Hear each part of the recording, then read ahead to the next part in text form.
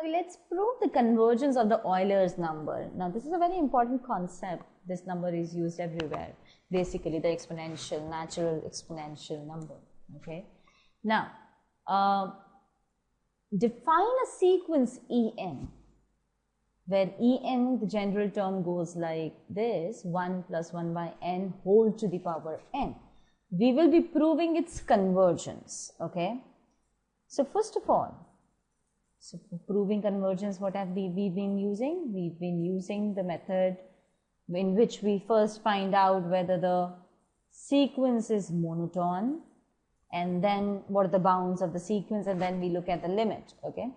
So we need to compare En with En plus 1. Okay. Right now, En is a term 1 plus 1 by n whole to the power n, and by binomial expansion, what we can write it?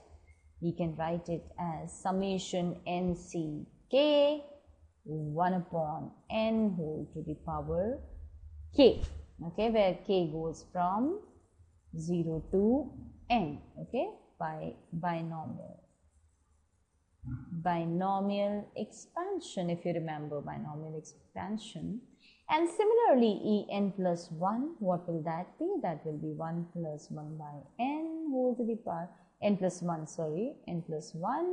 whole to the power n plus 1, which will essentially be the summation n plus 1 ck 1 upon n plus 1 whole to the power k, and k goes from this time 0 to n plus 1. So we will compare each term of the LHS of En, okay, with En plus 1. We will compare each term.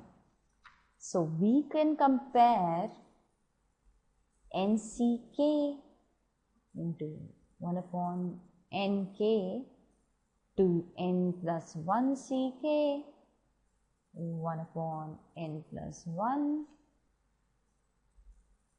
to the power k. Okay. Let's compare these two. Now, let me change the color. NCK 1 upon n to the power k is essentially equal to n factorial upon k factorial n minus k factorial into n upon n to the power k. So that is equal to 1 upon k factorial into n factorial n minus k factorial into 1 upon n to the power k, just manipulating some terms here and there, which equals to 1 upon k factorial. Now what we can do here?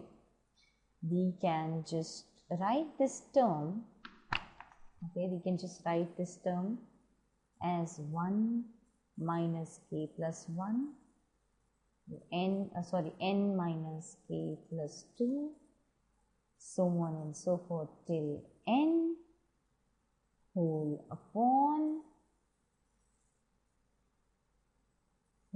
What are we actually doing here? We are cancelling out n factorial by n minus k factorial, and that will give me the same, this result. And n into n k times, okay.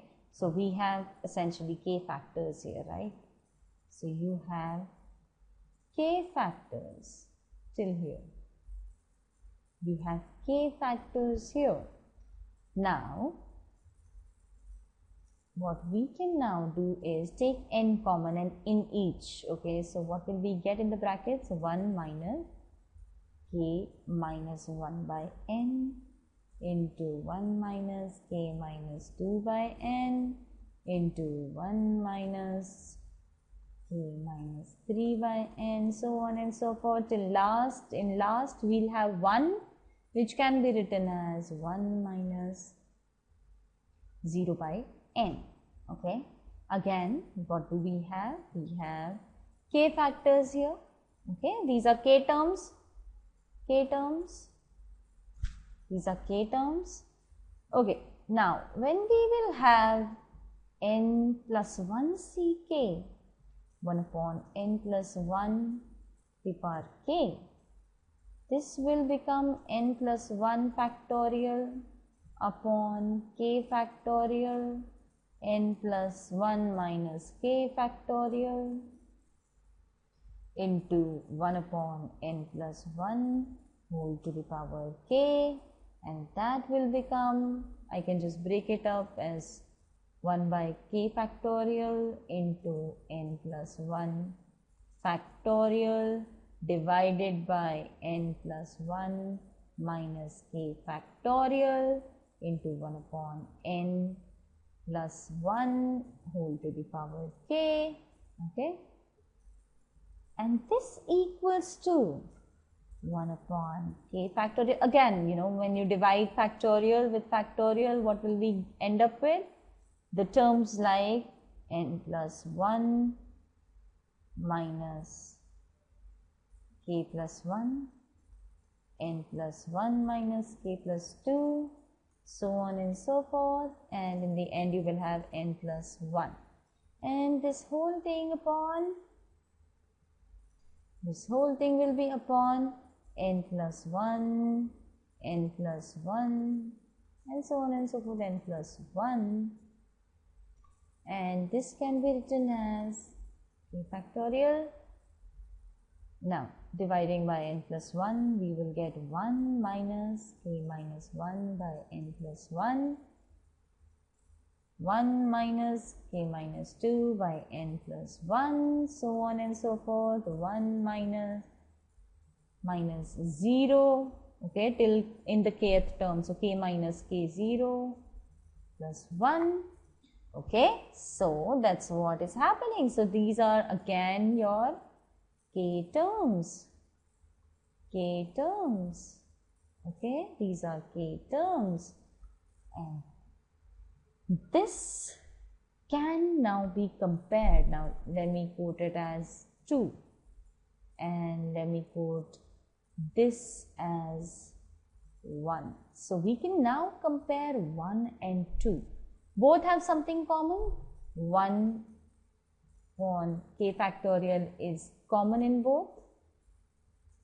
Okay, and then the terms are like 1 minus k minus 1 by n compared to 1 minus k minus 1 by n plus 1.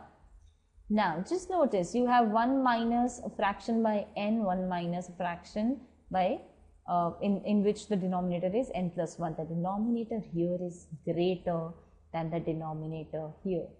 That means this whole number, will be, as the denominator is greater, the number will be smaller. If the number will be smaller, a smaller thing is getting subtracted from 1, so this will be greater than this. This will be greater than this term. So which means that in each term this is what will happen, which means that 1 upon k factorial, 1 minus k minus 1 by n, 1 minus k minus 2 by n, so on and so forth, 1 minus 0 by n is less than or equal to 1 upon k factorial, 1 minus 1 by n plus 1, 1 minus k minus 2 by n plus 1, so on and so forth, 1 minus 0 by n plus 1. Okay, this whole is less than this, and this first term was an. So essentially this is nck, 1 upon nk is less than or equal to n plus 1 ck, 1 upon n plus 1 to the power k, which means that an is less than or equal to an plus 1 for all n. Okay, this is happening for all n. This implies that the sequence is increasing. The sequence is increasing. Previous term is smaller than the new term. This term will be smaller than a term ahead of it, and so on and so forth. So this is an increasing sequence. Okay, so monotone we have got. What we now need to look at is the boundedness. Let's see whether the sequence is bounded or not. Okay, En is increasing. It is increasing. So 2, which equals to E1. What is E1? E1 equals to 1 plus 1 by n to the power n, which equals to 1 plus 1 to the power 1, which equals to 2. So E1 is 2, and it should be less than or equal to En for all n greater than or equal to 1, correct? Okay, so we have a lower bound. We have a lower bound. We need to find an upper bound. Okay, if we can find an upper bound, we can say that the sequence is bounded. Okay, now En equals to 1 plus 1 upon n to the power n, which by binomial expansion we know is equal to n summation nck 1 upon nk, and your k goes from 0 to n. Okay, so this equals to 1 plus 1 plus k from 2 to n ck 1 upon nk. What we have done, we've just taken first two terms, okay, which both are basically 1 and 1. So 1 plus 1. So this is equal to 1 plus 1 plus k equals to 2 to n. I can just open it up. N factorial upon k factorial n minus k factorial into 1 upon n to the power k. Okay, 1 upon n to the power k. So we have that this thing is essentially equal to 2 plus summation k going from 2 to n. 1 upon k factorial comes as common, and once we do the same thing that we've done for monotonous, what we will get terms of this form, right? We will get terms of this form. In the end, we'll have 1 minus 0 by n. Okay, these are the terms that we will get. Now, this thing will be less than or equal to 2 plus summation 1 upon k factorial going from 2 to n. Why? Because you are multiplying 1 by k factorial to some fractions, right? To some fractions, and that means this will be definitely less than or equal to, this will be the greatest. If you multiply this with just 1, that will be more than when you multiply it with, say, half or anything else, okay, and multiplied by any fraction. Now, what I want you to tell, I want you to know is that summation 1 upon k factorial when k goes from 2 to n will essentially be 1 upon 2 plus 1 upon 3 into 2 plus 1 upon 4 into 3 into 2 and so on and so forth, right? Okay. Now this thing will always be less than or equal to 1 upon 2 plus 1 upon 2 into 2 plus 1 upon 2 into 2 into 2 and so on and so forth. Correct? Because what is happening? We are just reducing the denominator. So of course, when you have a reduced denominator, the fractions are bigger, right? So this portion will be greater than the previous. Okay? So what do we have? This can be written as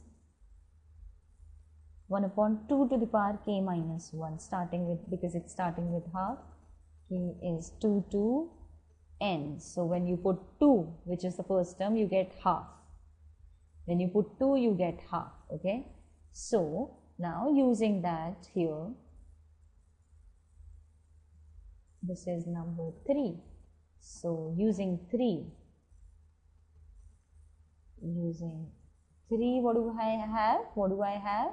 I have that En is less than or equal to 2 plus summation 1 upon k factorial, which is essentially less than or equal to summation 2 plus summation k goes from 2 to n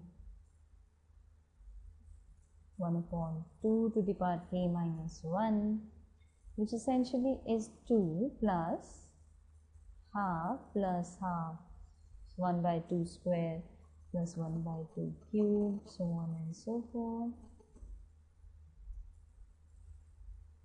Okay, so this is essentially 1 plus 1 by 2 plus 1 by 2 square plus so on and so forth. It's a geometric series, a finite geometric series, an infinite geometric series with the sum which will be 1 upon 1 minus half. So this becomes 2 plus 1 by 2 into 2. So this is 3. So 3. So En essentially is less than or equal to 3, and we knew that En is greater than or equal to 2. So what do we have? We have the bounds of En. We have the bounds of En. So that means En is bounded. Okay, it's bounded. It has a lower bound as well as an upper bound. So En is bounded. So that implies that En, the sequence En, is convergent. En sequence is convergent, and in fact we say